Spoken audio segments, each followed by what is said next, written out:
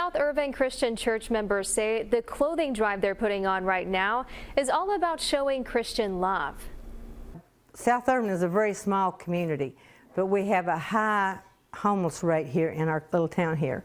As we head into the winter months and colder temperatures, the church saw a need that needed to be fulfilled. Our church is doing a coat clothing giveaway for anybody in the local area who needs coats or clothing or socks, mittens or hats or any of that stuff. Everything is free. This was made possible largely because of an anonymous donor. So we just wanted to figure out a good way to get it distributed to everybody who needs it. They have clothes ranging in size from infants to adults. Church members have spent days getting everything organized. We just want this to be a warm place that they can come to for help for anything.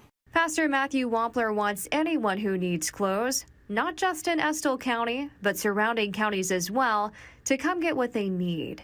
We as Christians, as people, should help each other. That's one of the great commandments. It doesn't matter who you are, what you've been through, what kind of hard times you had. Come as you are, come and get it. We would love for you to have what you can use. The clothing drive is taking place from 9 to 5 today through Saturday at the church. We have their address posted in this story on the WKYT News app.